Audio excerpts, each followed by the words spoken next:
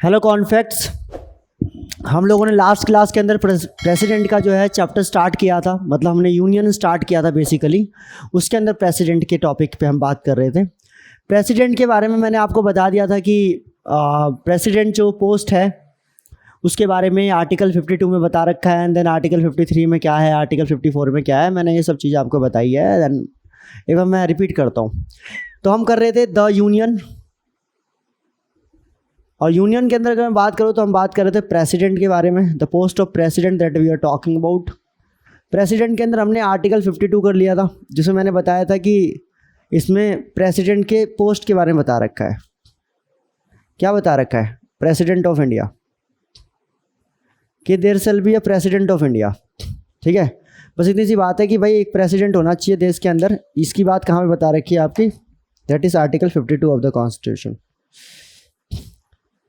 और उसके बाद अगर मैं बात करूं आर्टिकल 53, आर्टिकल 53 में बता रखा है आपका कि प्रेसिडेंट जो है वो क्या है, वो हेड ऑफ द एग्जीक्यूटिव है, हेड ऑफ द स्टेट है, हेड ऑफ द यूनियन जो है, दैट इज सो आर्टिकल 53 जो है वो बात करता है एग्जीक्यूटिव पावर्स, एग्जीक्यूटिव पावर जो है यूनियन की, of the union shall be vested in the president of India. ये किसके में वेस्ट करेगा? ये मतलब किस में होगा, किसके पास होगी इसकी पावर? वो होगी प्रेसिडेंट ऑफ इंडिया। और उसमें क्या है कि he is the head of the state, he is the head of the state. ये देश के प्रमुख हैं। प्रधानमंत्री राज्य के, प्रधानमंत्री सरकार के प्रमुख होते हैं, हेड ऑफ द गवर्नमेंट होते हैं। ये कौन होते हैं? Head of the state. साथ में he is the first citizen of India, right. ये दैट इज आर्टिकल 54 में हमने कहा था कि ये जो प्रेसिडेंट है, आखिर ये प्रेसिडेंट कौन कैसे चुने जाएंगे, तो इसके बारे में आर्टिकल 54 में बता रखा है election of president of India. ठीक है जी, इलेक्शन ऑफ प्रेसिडेंट के बारे में, जिसमें बता रखा है कि प्रेसिडेंट का इलेक्शन जो होता है वो इंडिया में इनडायरेक्ट इलेक्शन होता है। इनडायरेक्ट इलेक्शन का मतलब क्या होता है? इनडायरेक्ट इलेक्शन का मतलब होता है जो प्रेसिडेंट है उस प्रेसिडेंट को डायरेक्टली जनता से जाकर वोट मांगने की ज़रूरत नहीं है। जनता से जाकर वो वोट नहीं मांगेंगे, बल्कि जो जनता ने अपने जो वोट से जिन विधायकों को और जिन सांसदों को चुनकर भेजा है विभिन्न विधानसभाओं के अंदर और लोकसभा और राज्यसभा के अंदर, वो जो मतलब कि लोकसभा के अंदर वो सारे के सारे, और प्लस जो है जो राज्यसभा के सांसद है वो सारे के सारे लोग जो हैं उनमें भी चुने हुए, इलेक्टेड जो आपके मेंबर ऑफ पार्लियामेंट्स और मेंबर ऑफ लेजिस्लेटिव असेंबलीज हैं, वो सारे के सारे क्या करेंगे? वोट देकर जो है देश के राष्ट्रपति का चुनाव करेंगे। तो हम लोग वोट देने नहीं जाते, हमने जिनको वोट दिया है वो देंगे। तो देखा जाए तो इनडायरेक्ट तरीके से तो हम भी वोट ही दे रहे हैं अपने विधायक और सांसद के थ्रू। तो ये है इनडायरेक्ट इलेक्शन। दूसरा क्या है? पार्टिसिपेंट्स। इसमें मैंने बताया आपको पार्टिसिपेंट्स कौन है इसके अंदर, जितने भी इलेक्टेड आपके मेंबर्स हैं। इलेक्टेड मेंबर्स का मतलब हो गया इलेक्टेड एमपीज एंड आपका एमएलएज। ठीक है, ध्यान रखेंगे। इलेक्टेड एमपीज और एमएलए हैं, वो मैंने आपको बता दिया था लोकसभा राज्यसभा के अंदर जो इलेक्टेड होंगे वो नॉमिनेटेड वाले नहीं, लेजिस्लेटिव असेंबली में नॉमिनेटेड वाले नहीं, एमएलसी वाले नहीं। ठीक है, ध्यान रखेंगे। सिर्फ कौन से? जो हमारे इलेक्टेड होंगे, जिनको जनता ने डायरेक्ट चुना होगा। उसके बाद मैंने आपको बताया था कि इसमें क्या होगा, वैल्यू ऑफ वोट्स देखा जाता है। तो वो वैल्यू ऑफ वोट्स के अंदर मैंने आपको बताया था कि एमएलए का वोट का शेयर अलग निकलता है और एमपी का अलग निकलता है। तो एमएलए का जो निकालना था उसके अंदर क्या था कि total number of population in a state, in a particular state upon में total number of seats of legislative assembly in the legislative assembly of MLAs. तो इसको अपॉन में रखते हैं, इनटू में 1000 करते हैं, तो एमएलए का वोट शेयर निकल के आ जाता है। उसके बाद अगर हम बात करें तो एमपी का जो वोट शेयर निकलता है वो कैसे? पूरे ऑल ओवर इंडिया के अंदर जो 28 स्टेट्स में जो हमारे एमएलएस हैं, प्लस 2 यूनियन टेरिटरी जो दिल्ली और पुडुचेरी में भी जो विधानसभा है उसके अंदर भी जो हमारे एमएलए हैं, इन 30 को मिला देते हैं एक साथ। अब तो खैर वो मैं बार मैं भूल गया था, मैं अभी भूल रहा था, देखो बताते बताते कि जम्मू और कश्मीर भी हमारा यूनियन टेरिटरी है। तो माफ़ करेंगे आप लोग, मैं जम्मू कश्मीर को इंक्लूड करना थोड़ा भूल गया था, क्योंकि जम्मू कश्मीर अभी हाल ही में जम्मू कश्मीर में जो है बदलाव आया है। तो इट कैन बी पॉसिबल कि हो सकता है कि मैं उनका मतलब जम्मू कश्मीर का मैं नाम सही से ना ले पाया हूँ या मैंने लिया ना हो, तो उसके लिए थोड़ा सा एक्चुअली माइंड में नहीं रहता यार। ऐसा नहीं है कि I don't not know about that things. ठीक है,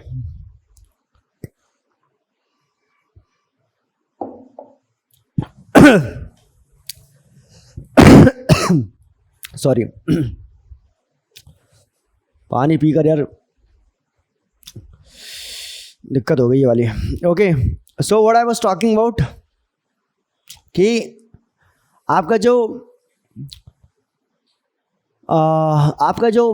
मतलब कि जो आपके जो यूनियन टेरिटरीज हैं वो कौन कौन से, दिल्ली, पुडुचेरी, कश्मीर, ये तीनों, जम्मू कश्मीर, ये तीनों के तीनों जो है यहाँ के सारे के सारे क्या है, जो आपके विधायक होंगे वो सारे के सारे जो हैं, जो चुने हुए विधायक हैं वो सारे के सारे वोट देते हैं और ये पार्टिसिपेट करते हैं।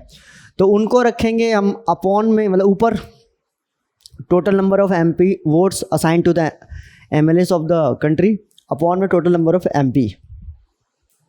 फिर मैंने आपको बताया था कि कितने MP हमारे यहाँ, कितने आपके हमारे पास MLA है। मैंने बताया था आपको 776 जो है हमारे यहाँ पे टोटल नंबर है किसका, MPs का। और उसके बाद आपका जो है 708 जो है उनका वोट का शेयर है हर MP का, प्लस जो है 4120 4120 जो है हमारे यहाँ पे MLAs हैं, ठीक है। और इनका जो वोट शेयर है अगर टोटल देखा जाए पूरे ऑल ओवर इंडिया का देखा जाए तो आपका लोकसभा के अंदर देखेंगे तो 3,84,444 वोट शेयर है, ठीक है, वैल्यू ऑफ वोट्स हैं। और अगर हम देखेंगे आपका जो राज्यसभा का तो 1,64,964 हो गया, मतलब 1,64,964 एंड लोकसभा के अंदर 3,84,444। उसके बाद जो total value of all MPs, मतलब जो उनका जो वोट शेयर है उसका जो अगर टोटल देखें हम मेंबर ऑफ पार्लियामेंट का तो 5,49,408। तो आपका जो है 5,49,408 हो गया। और अगर MLAs का पूरे ऑल ओवर इंडिया के अंदर मिलाकर देखें तो 5,49,495, मतलब 5,49,495। Total value of all electors अगर हम देखें तो हमारे पास है 10,98,903। ये सारे के सारे लोग अपने अपने लेजिस्लेटिव असेंबली में प्लस लोकसभा और राज्यसभा में जाकर जो है ये लोग क्या करेंगे, ये वोट देंगे। वोट देने का तरीका क्या है आपका, प्रोपोर्शनल रिप्रेजेंटेशन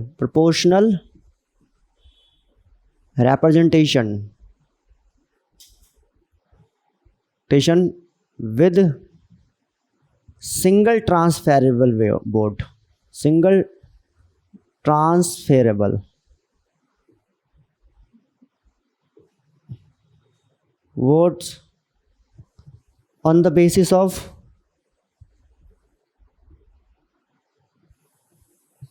preference, ठीक है जी।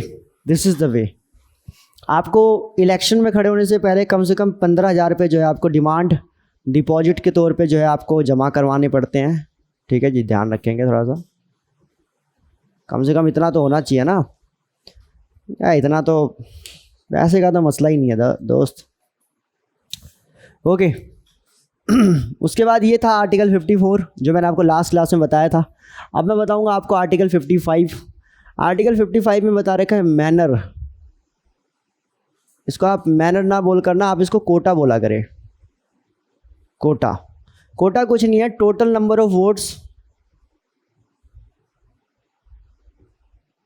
अपॉन में कैंडिडेट्स, जितने भी कैंडिडेट्स, टोटल कैंडिडेट्स प्लस में 1, ब्रैकेट क्लोज करेंगे फिर प्लस में 1, ठीक है।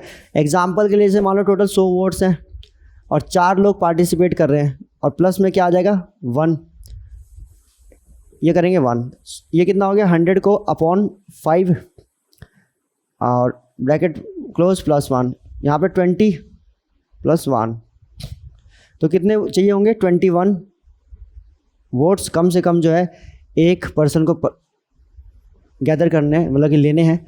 ये है आपका कोटा, इतना तो कम से कम आपको आना ही चाहिए।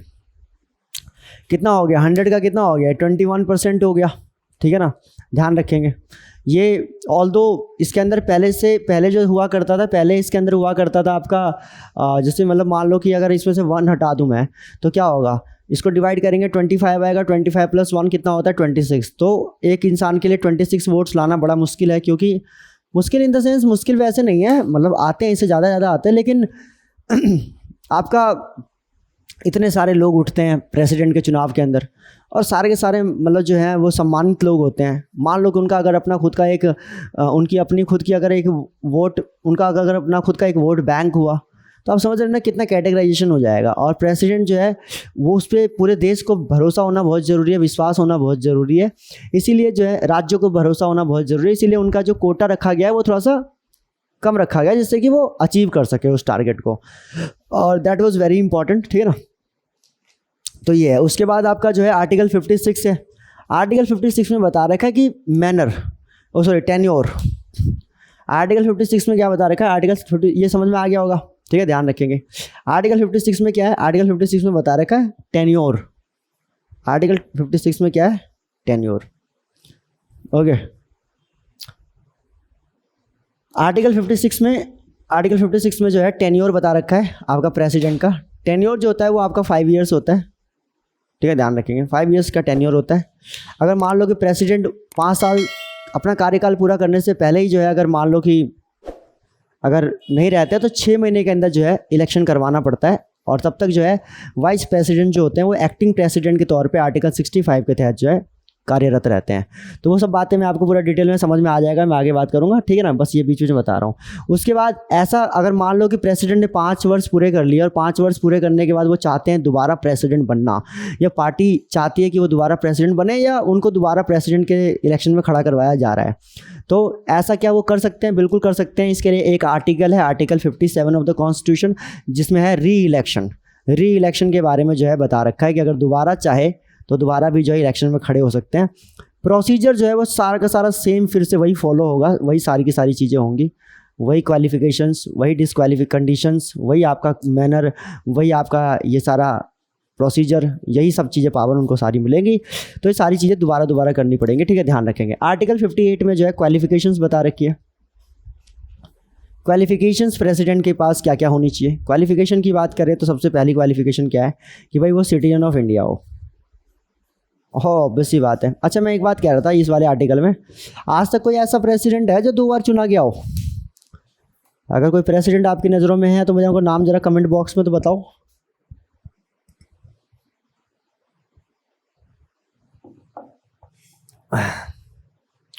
कौन से प्रेसिडेंट है जो 2 बार चुने गए? एक ही प्रेसिडेंट है बस। कौन है आप मुझे बताएं, ठीक है ना। क्वालिफिकेशन, सबसे पहली क्वालिफिकेशन तो क्या होनी चाहिए कि सिटीजन ऑफ इंडिया होना चाहिए, ठीक है, ध्यान रखेंगे। दूसरी क्वालिफिकेशन क्या होनी चाहिए कि एज कितनी होनी चाहिए, एज होनी चाहिए 35 ईयर्स। 35 ईयर्स की एज कुछ ज़्यादा नहीं लग रही है आपको? ज़्यादा लग रही है कि यार बताओ ये कोई तरीका होता है यार? 35 ईयर्स का एज रखा हुआ है यार, हम दूसरे यहाँ 24 के हैं, तो यार हम तो यार नहीं खड़े हो सकते हैं यार, हम नहीं उठ सकते हैं इस इलेक्शन के अंदर, ये भी कोई तरीका हुआ यार? हैं, आप में से बहुत से लोगों को इस बात का दुख होता होगा। आपको लगता है कि 24 साल की उम्र में वो समझ पैदा हो जाते हैं इंसान में जो राष्ट्रपति की जिम्मेदारियों को उठा सके?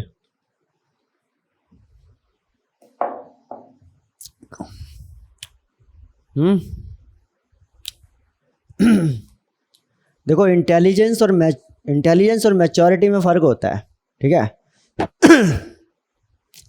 पहली क्लास में फर्स्ट करने वाला जो बच्चा है ना, जो पहली क्लास में जो क्लास में फर्स्ट आ रहा है, वो बच्चा इंटेलिजेंट है लेकिन मैच्योर नहीं है। ऐसा नहीं कि वो टॉप कर रहा है तो उसको घर की सारी जिम्मेदारी दे दी जाएगी कि ले बेटा आज से घर की सारी सब्जियां तू लेके आएगा, राशन की लिस्ट तू बनाएगा, कमेटी जो है सारी तुझे भरनी है, ठीक है, हमारा एक लोन है उसको उठा रखा है तो उसकी पेमेंट भी तुझे ही करनी है। ऐसा नहीं हो जाएगा because you are intelligent. No, the intelligence is not the criteria to become, the responsible, to have a responsible post. Maturity is a demand. Maturity is a very important thing. कल मैं देख रहा था ऐसी हमारे देश के दूसरे राष्ट्रपति सर्वपल्ली राधाकृष्णन, जिनके नाम पे हम शिक्षक दिवस को मनाते हैं, तो सर्वपल्ली राधाकृष्णन जब पहली बार देश के, मतलब पहली बार इन द सेंस एक ही बार बने थे, किंतु जब बने वो तो जब वो प्रेसिडेंट बने इंडिया के, तो उनका लंदन जाने का जो है मतलब दौरा हुआ, उस टाइम पे लंदन जाना था उन्हें। लंदन में जो है उनकी एक प्रेस कॉन्फ्रेंस हुई, और आप देखेंगे जब भी इंडिया से कोई जाता है बाहर तो बाहर वाले बड़ा छेड़ते हैं इंडिया वालों को, और इंडिया वाले जो है वो भी भरे पड़े रहते हैं कि आओ बेटा, हम भी तैयारी बैठे थे। सर्वपल्ली राधाकृष्णन से ऐसा सवाल पूछ दिया जो कि भारत के अंदर लगभग हर गली कूचे का सवाल है, ठीक है। उन्होंने उनसे सवाल पूछ दिया सर्वपल्ली राधाकृष्णन से कि भारत में जो लोग होते हैं वो सारे के सारे लोग सांवले क्यों होते हैं। एक तो थोड़ा जानकार कम था, वो उत्तराखंड और हिमाचल के लोगों से नहीं मिला था ना, वो कश्मीरियों से नहीं मिला था, इस चक्कर में वो थोड़ा सा नॉलेज थोड़ा कम लेके बैठा था। बट फिर भी ये बात तो हकीकत है कि भारत में लोग सांवले होते हैं। India has a lot of very complexion. तो ये क्वेश्चन जो है सर्वपल्ली राधाकृष्णन से पूछ दिया।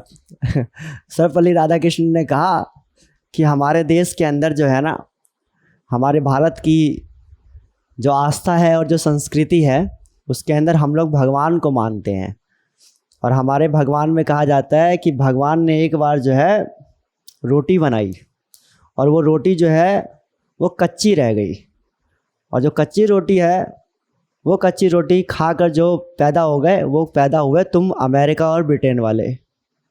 फिर भगवान ने दूसरी रोटी बनाई तो वो रोटी जो है जल गई, उस रोटी को खाकर जो है पैदा हुए ये अफ्रीका वाले। भगवान ने फिर तीसरी रोटी बनाई, तीसरी रोटी जो है वो सही से पकी और वो खाकर जो पैदा हुए वो हुए हम भारतीय। तो इसीलिए जो है हम हैं हम ना जले हुए और ना हम कच्चे, हम हैं बीच के, ठीक है, जो एकदम पक्के वाले हैं। तो सर्वपल्ली राधाकृष्णन का मजाक उड़ाना चाह रहा था। वहाँ पे मीडिया वाले बाद में कह रहे, hey man have you eaten kachchi roti. कच्ची रोटी खा गए मैन।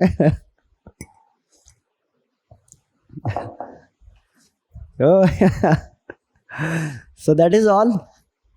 समझ, difference, there is a difference between the intelligence, maturity, rationality and wiseness, ठीक है ना। बुद्धिमान होना, समझदार होना, उसमें भी बहुत बड़ा फ़र्क है। समझदार बहुत लोग होते हैं मगर कभी कभी किस किस जगह पे क्या परफॉर्म करना होता है उन्हें आइडिया नहीं होता। अब जैसे यही सिचुएशन थी, सर्वपल्ली राधाकृष्णन को पिंच करने के लिए उंगली करने के लिए उसने ये क्वेश्चन पूछा, तो ऐसी जगह पे क्या काउंटर करना चाहिए, क्या रिप्लाई देना चाहिए, ये वाइजनेस है, ये बुद्धिमत्ता है, गेटिंग द पॉइंट। बादशाह अकबर के दरबार में जब बिरबल पहली बार पहुँचे तो बिरबल से जो है सवाल पूछ लिया गया। उनसे पहली बात तो अलाउड ही नहीं कर रहे थे अंदर, ठीक है। तो जब उनसे को अलाउड किया गया तो वहाँ मुल्ला दो प्याजा शायद मेरे हिसाब से थे, तो उन्होंने कहा कि अगर मेरा एक सवाल का जवाब दे दे बिरबल तो फिर हम जो है इन्हें दरबार में रख लेंगे, 9 रत्नों में इन्हें भी शामिल कर लेंगे, मतलब कि 9 रत्न में एक कम पड़ रहा है तो इनको ही शामिल कर लेंगे, क्या दिक्कत है पूरा। इनका नाम महेश दास हुआ करता था बिरबल का। तो उन्होंने बोला कि मेरी एक शर्त है, मैं एक सवाल पूछूंगा, जवाब दे देंगे तो मैं बिरबल को अंदर रख लूँगा। मुल्ला दो प्याजा ने कहा। अकबर ने कहा कि मंजूर है। उन्होंने कहा हाँ जी मंजूर है, बोलो क्या सवाल है। उन्होंने बोला कि बताओ, एकदम कठिन सवाल पूछ रहा हूँ, थोड़ा कठिन है तो देख के थोड़ा। बोला हाँ बता पूछिए। बोला कि बताओ कि मेरे दिमाग में क्या चल रहा है। अब यहाँ पे क्या चाहिए, यहाँ पे चाहिए प्रेजेंस ऑफ माइंड। तो presence of mind is very important, ये आपकी वाइजनेस दिखाता है। बिरबल ने कहा बहुत सिंपल है सरकार, मुझे पता है क्या चल रहा है इनके दिमाग में। आप यही चाहते हैं कि जो हमारे बादशाह अकबर है, इनकी ये जो साम्राज्य है ये मात्र भारत में नहीं बल्कि ये पूरी दुनिया में फैल जाए।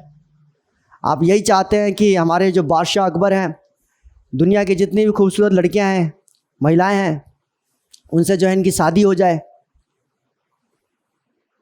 मैं जानता हूं कि आपके दिमाग में क्या चल रहा है। आप यही चाहते हैं कि बादशाह अकबर जो है वो क़यामत तक सलामत रहे। अब अकबर देख रहा है मुल्ला दो प्याजा को, क्या मुल्ला दो प्याजा, क्या सच में है क्या? ऐसा ही क्या? वो कह रहा मालिक बिल्कुल यही चल रहा था दिमाग में, सही पकड़ा है बिरबल एकदम। यही दुआ कर रहे थे आपके लिए हम कि बस आपका जो साम्राज्य है वो कायनात तक फैले बस। तो presence of mind is a very important thing, ठीक है। और ये प्रेजेंस ऑफ माइंड थोड़ा सा टाइम मांगती है। ज़्यादातर लोगों को जो है, अरे यार वो 21-22 साल में जो है लड़का वाइट हेड जूनियर में जो है ये वाइट हेड जूनियर एक अलग ही बला चली है यार 20 साल में 21 साल में यार वो कंपनी खोल के बैठ गया वो है, वो 20 साल 21 साल में सक्सेस हो गया यार, वो 23 साल में, ऊपर से घर वालों ने और परेशान कर रखा होता है। थोड़ा ठहरो यार, ज़िंदगी में बड़ा सक्सेस जो होता है ना, बड़ा सक्सेस वो ठहराव मांगती है, ठीक है, वो थोड़ा वक्त मांगती है, वो टाइम मांगती है आपसे। मैगी थोड़ा है 2 मिनट में तैयार हो जाएगी, अब तो मैगी भी ना होती, वो शुरुआत में एडवर्टाइजमेंट में इन्होंने रख दिया। करियर है बाबू, ये टाइम मांगता है। मकान बनाना है तो बना लो, कुछ टाइम में बन के तैयार तो हो जाएगा, लेकिन कब गिरेगा कोई पता भी नहीं है। महल बनाओ, ठीक है, महल बनाने में वक्त लगता है, लेकिन फिर आप और आपकी आने वाली पुश्तें जो हैं, जब तक जो है चलेगी ये दुनिया, तब तक याद रखे जाएंगे, तब तक ऐसा काम होना चाहिए, और ऐसे काम के लिए थोड़ा सा वक्त चाहिए भाई। और तो क्या है यार, एक ही ज़िंदगी मिली है जिसमें आप कॉन्शियस तरीके से आपको पता है कि ये है, थोड़ा सा लो 4 साल 5 साल अपने काम में एकदम जुट गए, और 4 साल 5 साल बाद जो रिकवरी होगी, और ये वनवास सबने काटा है, कोई तुम और हम जो है अकेले नहीं हैं इस दुनिया के अंदर, सबने काटा है। और जिनने भी ये लंबा संन्यास काटा है, वो जो व्यक्तित्व में परिवर्तन उनके आया है ना, उसी ने दुनिया में बदलाव ठहराव को साबित किया है या लेके आए हैं। राम गए 14 साल के लिए, पांडव गए 12 साल के लिए, बुद्ध गए 6 साल के लिए, जैन गए 12 साल के लिए, कौन नहीं गया, सब गए भाई। वो हमारे यूट्यूब पे एक टीचर है खान सर, हैं खान सर के बारे में कितनी बातें होती हैं, कई लोग इंस्पायर होते हैं, इवन मैं खुद भी बहुत इंस्पायर हूँ उनसे। मतलब कमाल की पर्सनैलिटी है वो, मतलब नॉलेज तो चलो है ही, जो मतलब कि खैर तो कहते जाति न पूछो साधु की, पूछ लीजिए ज्ञान, और मोल करो तलवार की और पड़ी रहन दो बयान। तो वो तो मसला ही नहीं है, नॉलेज की तो बात ही नहीं है, लेकिन जो वो व्यक्तित्व है अपने आप में, what a personality he is. 0% ego, 0% attitude. काम का तो फिर भी होना चाहिए इंसान के अंदर एटीट्यूड, लेकिन ईगो तो है ही नहीं। लेकिन जो सबसे बड़ी चीज़ जो मुझे बड़ी इंस्पायर करती है खान सर की, 6 साल लगातार 6 साल तक जो है, मतलब he said in a interview, पता नहीं आप लोगों ने भी सुना होगा वो, कि जो लोग मुझे जानते थे, मैं चाहता था कि वो लोग भी मुझे भूल जाए। मैं कभी मिलूँ तो कहे कि यार पहचाने नहीं तुमको यार, हम खान, अच्छा खान, हाँ खान, हाँ ठीक है, तब भी नहीं पहचान पाया। इस तरह से चाहते हैं कि लोग हमें भूल जाए। 6 साल तक लगातार जो है वो वक्त बिताया कि जब दाल में पानी ज़्यादा होता था और दाल कम होती थी, वो वक्त बिताया 6 साल तक, और लगातार 6 साल तक अपने काम में कंसंट्रेट किया, एक पकड़ बनाई, और उसके बाद जो है जाकर वापसी की। मैं गारंटी से कह सकता हूँ कि आने वाले 60 सालों तक जो है खान सर को भूलना आसान नहीं होगा, बल्कि वो चलेंगे, लंबा चलेंगे। उस अकेले इंसान ने 6 साल की अपनी इस कड़ी तपस्या के बाद जो है लाखों करोड़ों बच्चों को जो है इस देश के अंदर जो है एक हिम्मत दी है, एक इंस्पिरेशन दिया है कि यार संभव है। बहुत निम्न स्तर पे भी खड़े होकर भी ना, अगर शिद्दत से काम किया जाए तो संभव है। ये इंस्पिरेशन प्रोवाइड किया है खान सर ने। आप सिर्फ ये ना देखें कि खान सर कितनी बड़ी पर्सनैलिटी है यार, मीडिया कितना आज उनके पीछे मतलब पागल है, उनसे इंटरव्यू लेने के लिए, उनका सिर्फ एक नाम जानने के लिए जो है मीडिया इतनी पागल है। आप ये भी देखें कि यार उस इंसान का संघर्ष कितना बड़ा है, वो इंसान और उस इंसान का संघर्ष जो है उससे भी बड़ा है। ये सब भी चीज़ों को नोटिस करें। मेरे को लगा, मैंने कहा यार, मैं सोचता था कि यार 6 महीने 7 महीने 8 महीने जब अपने घर वालों से दूर रहा, तो मुझे लगा कि यार ये भी क्या पढ़ाई यार, ऐसी भी क्या पढ़ाई जो 6-7 महीने घर वालों से दूर रहना पड़े, वो 6 साल तक यार। मैंने कहा भाई दुनिया में कितना गम है जब दुनिया का गम देखा तो पता चला कि अपना कितना गम है। तो मसला यही है भाई, समझो अपने अंदर एक कंपटीशन, एक जज्बा एक पैदा करो कि हाँ काल कोठरी में नहीं चले जाना है, ठीक है। तुम हीरा हो, दुनिया के किसी भी खदान में जाकर भी छुप जाओगे ना, तब भी तुम्हारी चमक जो है वो बनी रहेगी। बस ये है कि उसको उसमें धार जो है ना और तेज़ करनी है, शार्पनेस और बनानी है। जब लगे कि आ गया है, बाहर आ जाओ, बाहर आओ मैदान में और दिखाओ फिर। तो इसमें वक्त लगता है, और इसी वक्त की वजह से जो है ना राष्ट्रपति की जो एज है वो 35 साल रखी गई है, ठीक है। राष्ट्रपति बहुत बड़ी जिम्मेदारी है। ये पद अभी कितना बड़ा होता चला जाएगा अभी देखना। ये चैप्टर जब ख़त्म होगा ना, then you will come to know that this particular personality and this particular post, I will say the personality, ये पोस्ट जो इतना बड़ा होगा अपने आप में, ठीक है। आर्टिकल 58 में बता रखा है क्वालिफिकेशन, तो सिटीजन होना चाहिए, एज होनी चाहिए 35 ईयर्स ऑफ एज, साथ में जो है क्वालिफाइड होने चाहिए। किसके लिए? लोकसभा के लिए। मेंबर होने की जरूरत नहीं है, बस क्वालिफाइड होने चाहिए। ऐसा नहीं कह रहे कि लोकसभा के मेंबर ही होने चाहिए, उसके लायक होने चाहिए। लायक होने के लिए जो लोकसभा की जो क्वालिफिकेशन जो उसमें मांगा जाता है, वहाँ पे यही मांगा जाता है, सिटीजन ऑफ इंडिया, 25 साल की एज होनी चाहिए, ठीक है।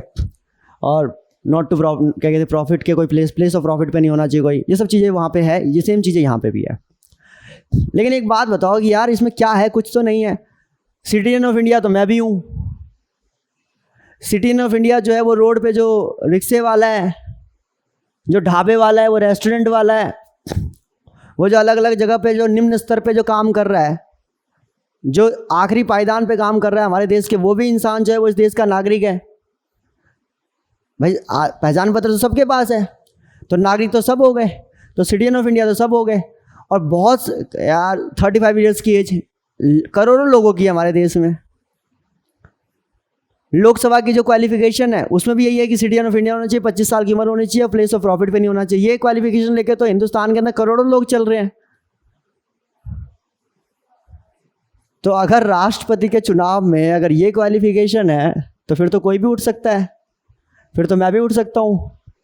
प्रेसिडेंट के चुनाव में उठ जाने में क्या दिक्कत है यार, हार भी गए तो क्या हो गया, कम से कम चर्चा तो होगी कि यार द्रौपदी मुर्मू से इलेक्शन लड़े थे अभी, और अभी इलेक्शन में जो है थोड़ा वोट ज़्यादा ले गई और जीत गई, ठीक है कोई बात नहीं, अगली बार ट्राई करेंगे यार। ये कोई भी बन जाएगा, नहीं लग रहा आपको? इस क्वालिफिकेशन के बेस पे ये दिख रहा है, लोकसभा दिख रहा है, इस लोकसभा 35 साल की उम्र सिटीजन ऑफ इंडिया के क्वालिफिकेशन के बेस पे तो फिर कोई भी बन जाएगा देश के अंदर राष्ट्रपति। क्या करे फिर? आप होते तो क्या दिमाग लगाते, क्या कानून बनाते हैं यहाँ पे, कैसे रोकते आप इस चीज़ को? सब लोग जो आ रहे हैं पार्टिसिपेट करने, इलेक्शन कमीशन ऑफ इंडिया तो पागल हो जाता है। सोचो एक पोस्ट के लिए करोड़ों लोग क्या कहते हैं, मतलब कि जो है कैंडिडेट्स हैं, तो पागल हो जाता है वो। कैसे करते आप? तो उन्होंने कहा कि सर आप प्रेसिडेंट के पोस्ट के लिए उठना चाहते हैं ना, इसके लिए कम से कम 50 लोग उसके लिए प्रपोज करें पहले, ठीक है, और 50 लोग जो हैं उसको एक्सेप्ट करें, मतलब एडप्ट करें। 50 लोग कौन है? 50 लोग हैं 50 सांसद। जिस भी सभा में ये प्रस्ताव रखा जा रहा है कि हम माननीय रजनीश ठाकुर को जो है हम चाहते हैं कि वो हमारे राष्ट्रपति के तौर पे अगर खड़े हो, या मिस्टर एक्स और गोलू को चाहते हैं कि हम राष्ट्रपति के तौर पे खड़े हो, तो कम से कम 50 सांसद का समर्थन होना चाहिए। और फिर 50 सांसद अलग से, इन 50 को छोड़कर बाकी जो 50 बचे हैं वो सारे के सारे 50 कहेंगे कि हाँ जो ये 50 लोग, जो 50 सांसद जो कह रहे हैं ना, हाँ हम एग्री कर रहे हैं। तो ऐसे 50 लोग और होने चाहिए जो उस प्रपोजल को एक्सेप्ट करें, मतलब टोटल 100 सांसद। अब अगर आपकी 100 सांसद से जान पहचान है और 100 सांसद अगर आपके लिए अगर आवाज़ उठा सकते हैं लोकसभा के अंदर या राज्यसभा के अंदर, तो कोई दिक्कत नहीं, खड़े हो जाइए, आप पे अधिकार है। ये है क्वालिफिकेशन।